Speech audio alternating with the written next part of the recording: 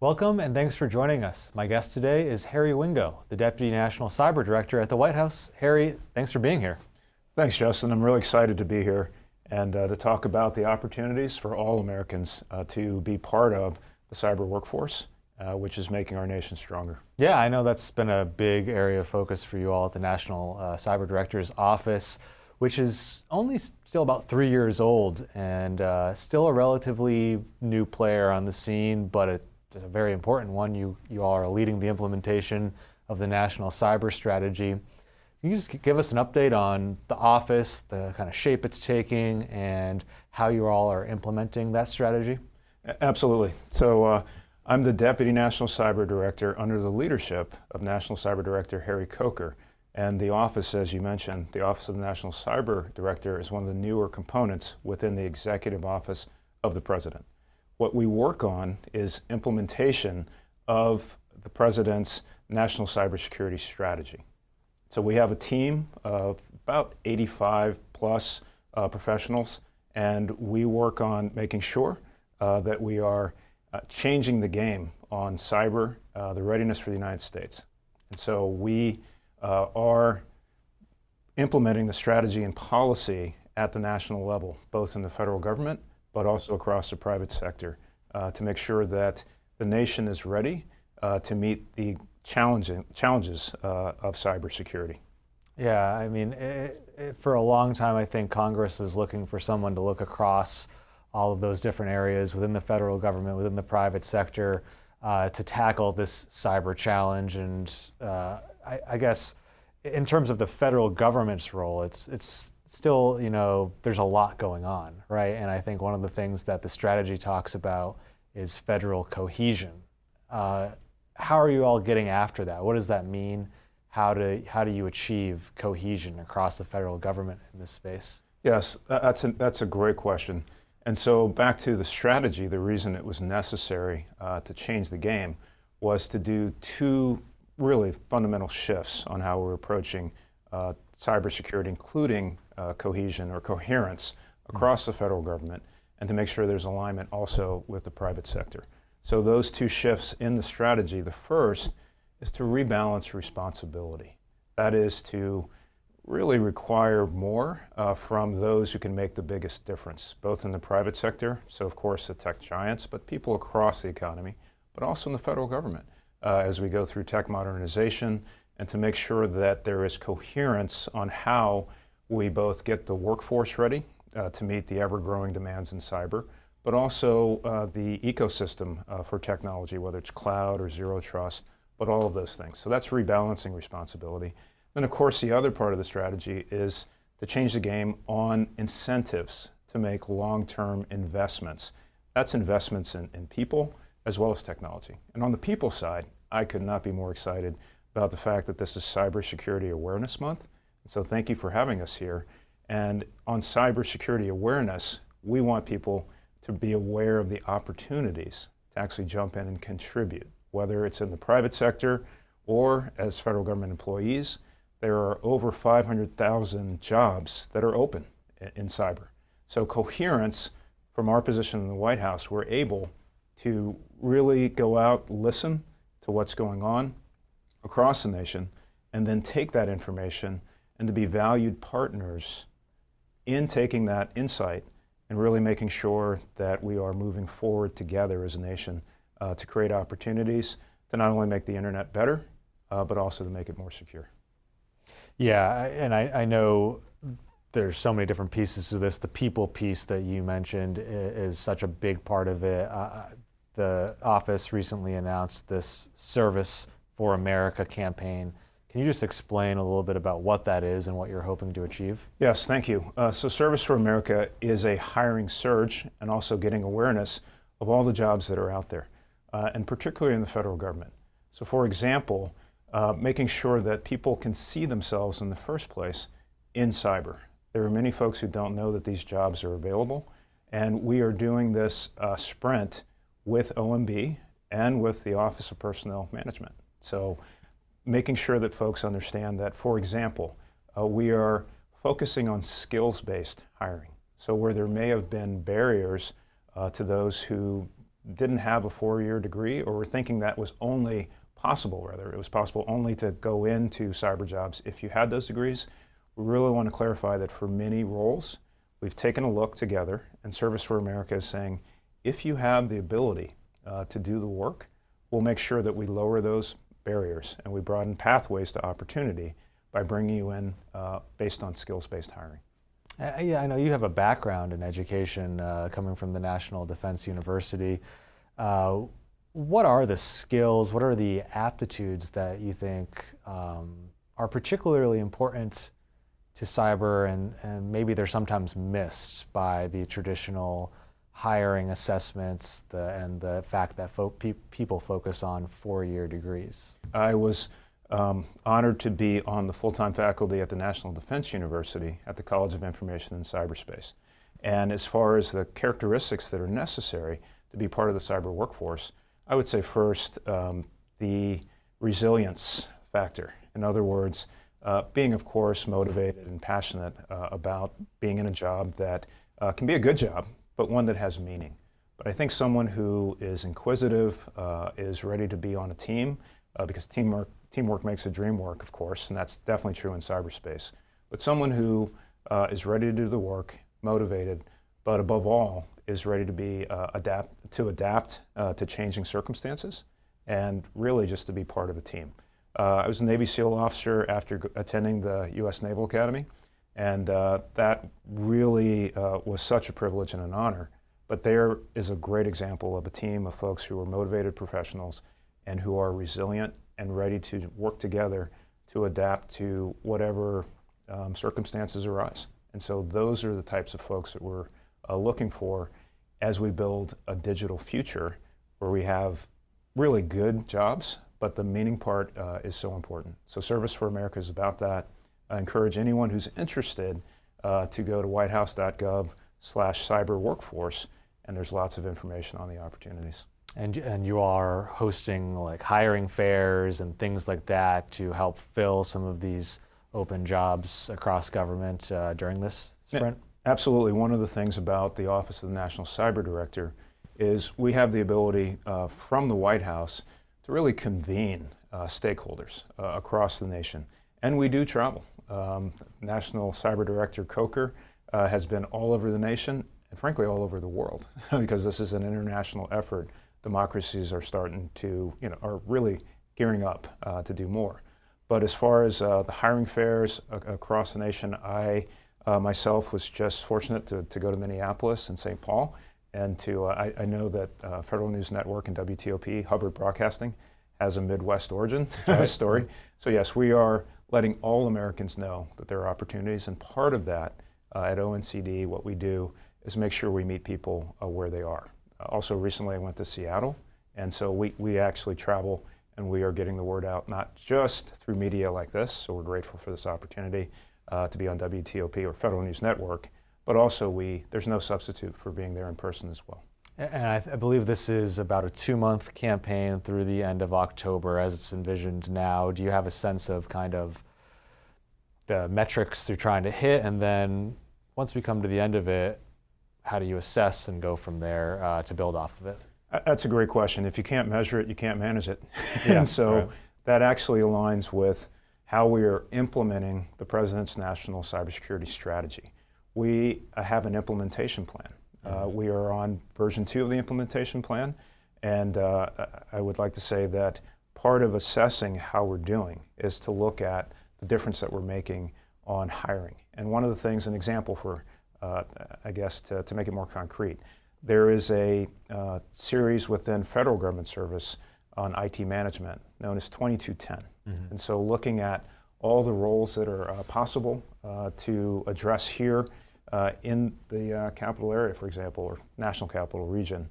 And so those jobs, I know that there are 100,000 jobs that are under the 2210 series.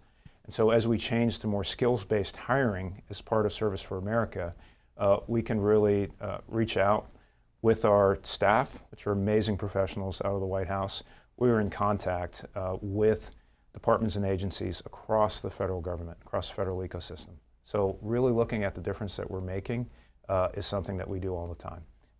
I brought some examples of our publications with me. And so the National Cyber Workforce and Education Strategy is an example of something that we were looking at the implementation plan and putting out even more concrete things that can be helpful as both folks who are hiring for federal workers, but also things, best practices that can be used in the private sector as well. Got it. All right. And then, yeah, you mentioned the importance, we talked about skills-based hiring, and you mentioned, I think earlier on when we were talking about cohesion across the federal government, workforce training and education. Is there a need to somehow better standardize that across the federal government? I think the workforce and education strategy talks about that a little bit. How do you kind of try to balance those different needs that agencies have for different roles with the need for kind of a baseline cyber training requirement? That's a great example of coherence. Yeah. And what it starts with first is listening and making sure that we show up with empathy and saying that we're here from the White House to both understand what are the individual circumstances that you may face as a federal hiring manager, but also to come with the perspective that we benefit from the ability to take the longer view. And as Director Coker underscores all the time, the Office of the National Cyber Director is there for the hard problems, the ones that can be done over the long term. And so looking at coherence in that context would mean sharing with everyone, here are some of the best practices that have really led to results on bringing people, first getting people's attention, letting them know about opportunities at your agency or department, but then also going through the whole onboarding process and then retaining federal workers. And a lot of times, because cyber is so important, a lot of people will ask, well, how do we hold on to people? What if they leave for jobs in the private sector? And one of the things that we can bring coherence on as well is how to really make sure that your culture is there to get the meaning part, to give people the ability to contribute, to be flexible, to really bring out that innovation and resilience that folks in the cyber workforce really want to have. And so those are examples of how we are being valued partners and collaborating with everyone on the team.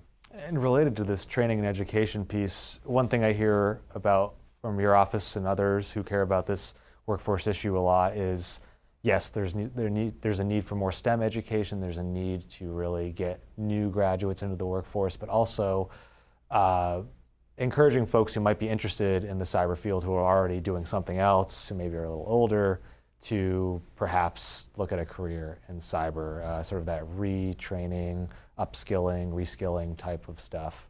I'm not sure, at some point you obviously got into the cyber field and stuck. How do you do that? How do you kind of pull folks who are already kind of on a certain track over into the cyber field? How important will that be to filling the cyber workforce gap? So this is a great example of Service for America and what we're focused on. So yes, it's Cybersecurity Awareness Month, but we absolutely want people to be aware of these opportunities. The Biden-Harris administration has really been underscoring the difference that Invest in America is making. And so resources matter, but people have to know about these opportunities. And so the ability to really let people know that these opportunities are there is important.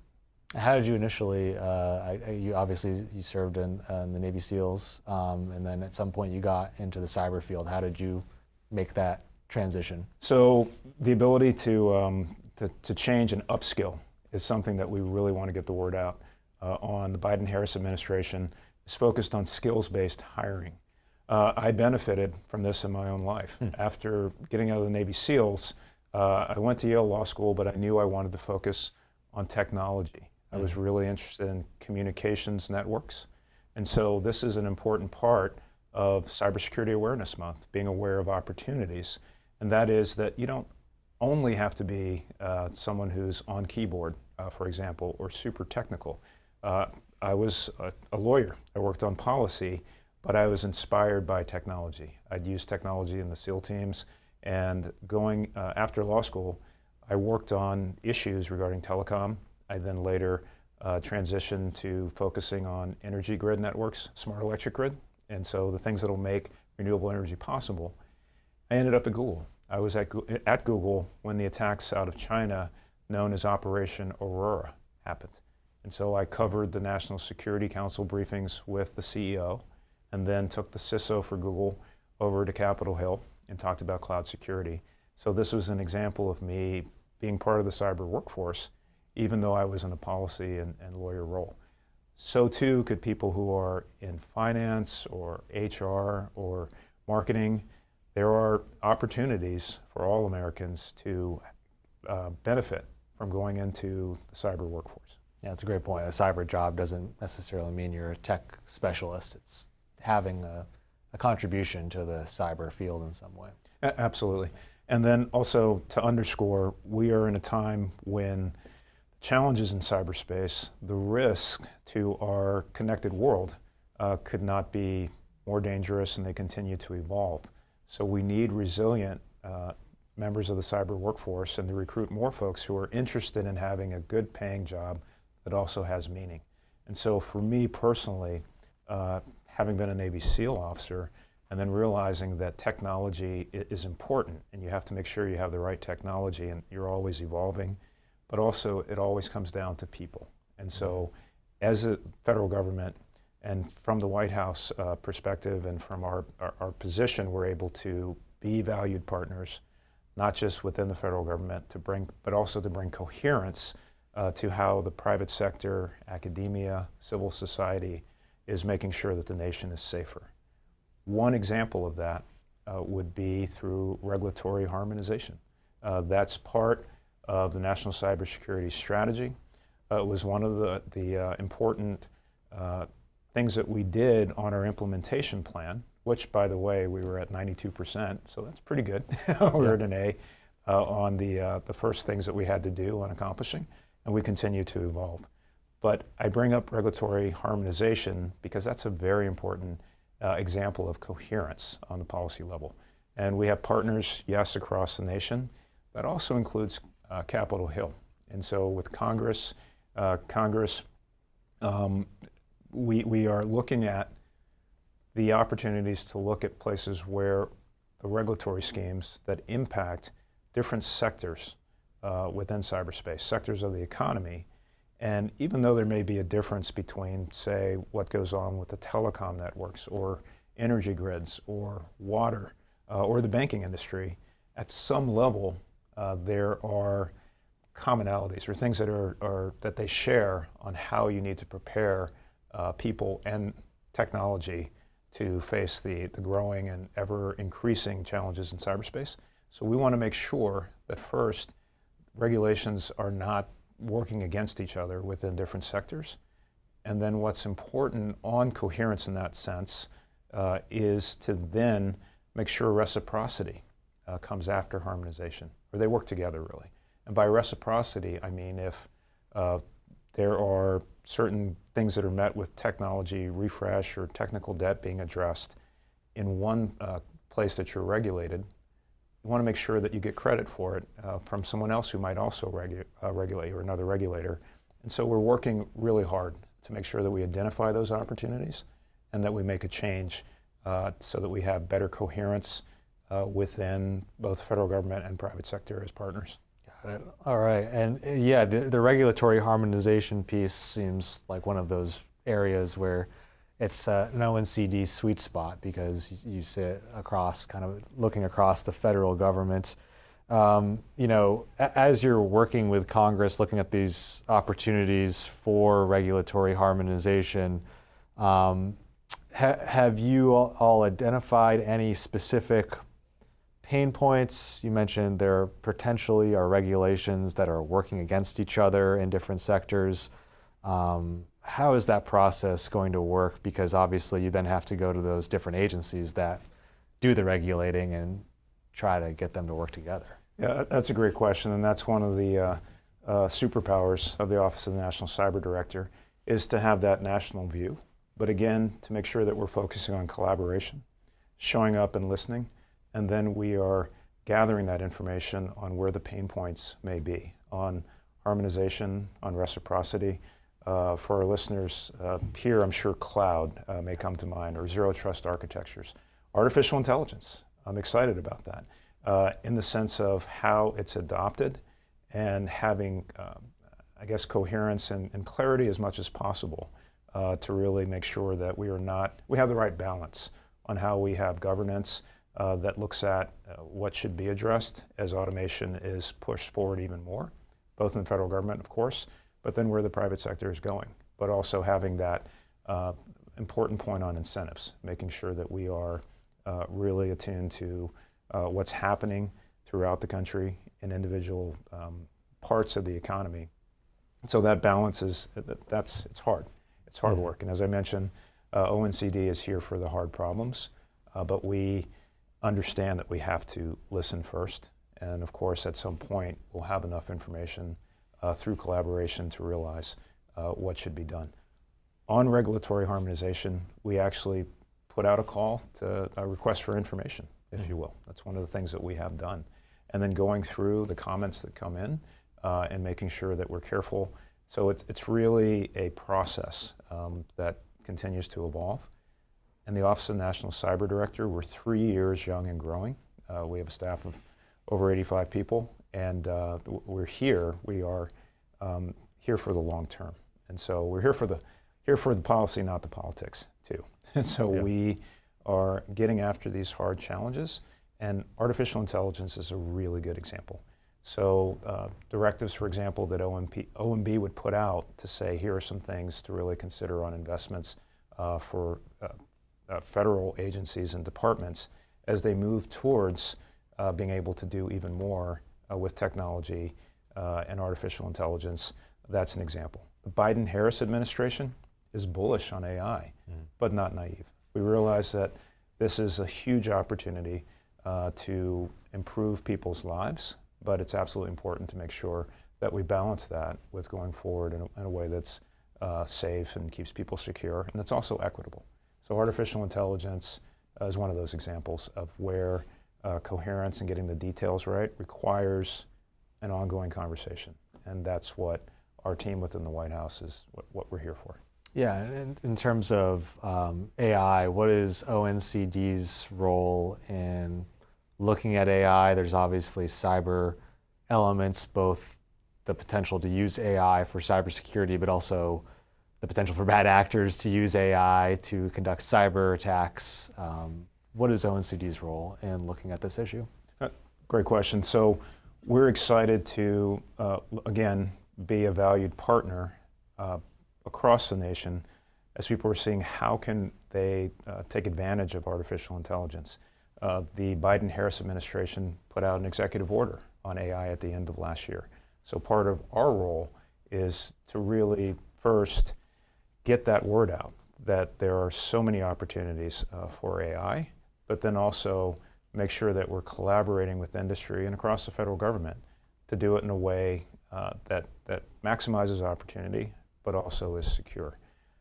Back to Service for America and making sure that we focus on people first. Technology matters, but part of the Service for America hiring sprint includes not just cybersecurity roles, but also AI and cyber across the board. So letting people know that there are opportunities if you're a data scientist or if you are understanding models, large language models or GPT, whatever we're on. That's something that making sure that it's brought safely into federal acquisition and then put into operation and serving the American people in a way that's safe and equitable. We're able to really see what's going on, contribute our perspective based on collaboration, and again, being a valued partner to folks who are out there on the front lines. Yeah, I mean, more broadly, ONCD's, or the National Cyber Strategy talks about advancing a resilient future, and AI is obviously a big piece of that, but where are we going? You mentioned technology is obviously such a big part of our lives and the way everything operates these days. Where are we going? What do we need to do to kind of have a resilient future as the strategy espouses? I love that question, Justin.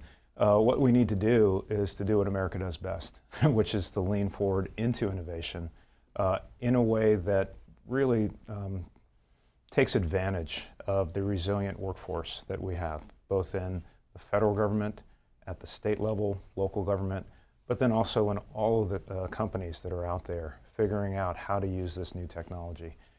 This is an old story for the country, and it could not be more important because we live in dangerous times, frankly. So, for example, 2027 is a year that a very powerful country has said they're considering doing something that could break the world order. What does that matter for what we do with AI? That's an example of why we have to move fast at the speed of relevance for geopolitical challenges, but then also do so in a way that, yes, we're going to create jobs, but these will be meaningful jobs because as we embrace technology at the right pace to be safe and secure, we can make sure that Americans' lives are improved, but we're also keeping them protected and safe. Yeah, and so getting back to the federal cohesion piece, when you're looking at these cyber priorities and that future where you need to move faster to keep up with just everything that's happening with technology, how do you prioritize? Because budgets are not unlimited, and you hear this a lot from federal agencies, especially in the cyber realm, that well, we have to fund the mission first and foremost, and sometimes cyber is kind of cleaved off from that as a nice to have rather than a must have. But increasingly, it's being pulled into that, I think, must have realm. There's investments in zero trust, as you mentioned. How is ONCD looking at kind of the budgetary priorities across federal agencies and helping them align their resources, make the most out of what's a limited amount of funding for this issue? That is a good point. So, for example, the Office of National Cyber Director, we of course collaborate with OMB, and there was a memo that was put out that really got to the point of where cybersecurity and considering investments that are made across the federal government. And so for us to be, again, partners and looking at the opportunities to say, this is where, for example, modernizing where federal ecosystems are on technology. For example, addressing technical debt. We have products that are able to get into the details as well. So for example, post-quantum cryptography.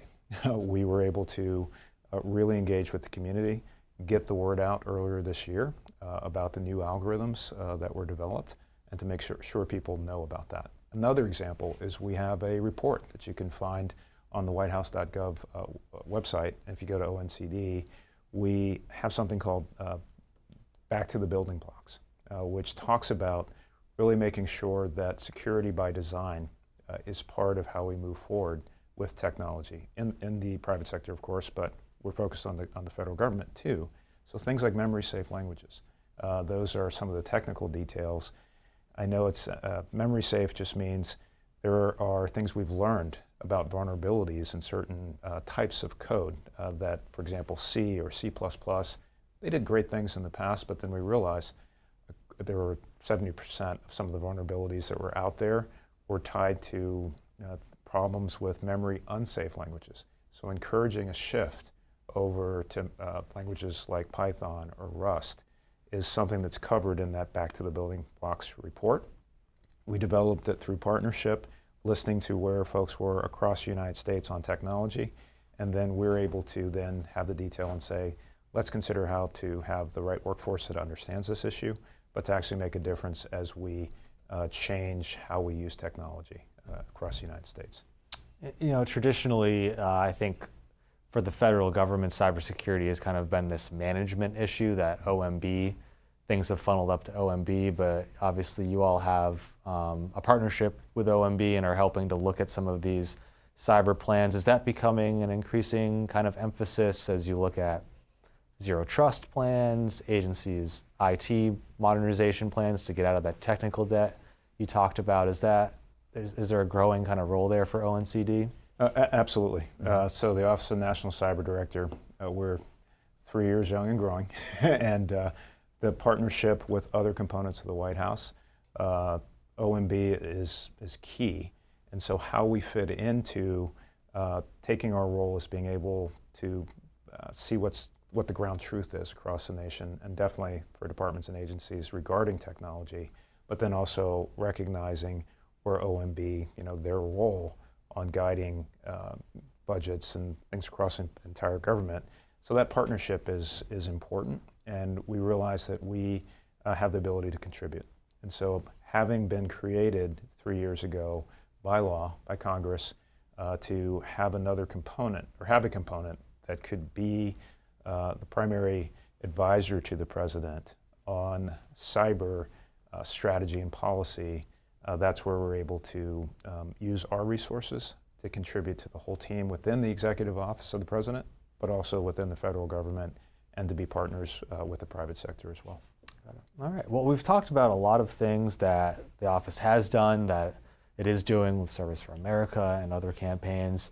What else? What's next for ONCD? You have your hands in a lot of different pots, obviously. What else should we be watching out for? I would say for the national cybersecurity strategy, and then the opportunities that are there to really continue on the implementation path, because strategies don't implement themselves. So you should watch for us to continue to evolve with the challenges, but also the opportunities. The Biden-Harris administration is focused on making sure that skills-based hiring is benefiting folks who want to serve, whether it's in the government or the private sector. But I would say you should look for us also on something that couldn't be more important, which is critical infrastructure. Mm-hmm. One of the things that we continue to address through collaboration and being valued partners is to listen to critical infrastructure stakeholders across the nation. The lion's share of critical infrastructure is in the private sector. One of the challenges, or things, Justin, to look at what we're focusing on, is how to help those actors who may not have the same resources as others. For example, we have a program to help K through 12 schools that may have limited budgets to take advantage of ways to protect themselves automatically with some best practices, with actual technological solutions that they may not have been aware of and that they can just turn on very easily. It's called PDNS, but we don't need to get into the technical aspects of it. Mm-hmm. Another example in critical infrastructure and helping those teams across the nation that are trying to keep people safe would be water. Water facilities that are smaller. DC Water has amazing resources. They're a world-class facility here in the region, but if you go across the nation, there may be wastewater treatment and water facilities in rural areas or where there are not as many resources. But look for us to continue to get the information to those stakeholders across the nation in ways that they may not have anticipated, or rather, to get information that they need when they need it. So we are going through an effort to make sure that we have security by design benefit all Americans. And there are great jobs in this effort. We need people to understand, and particularly now that it's Cybersecurity Awareness Month, please be aware that there are so many opportunities for service for America, and those apply not just in the federal government, but across the nation. And so look for us to continue reaching out, being valued partners, and that comes with collaboration, cooperation, and actually being there.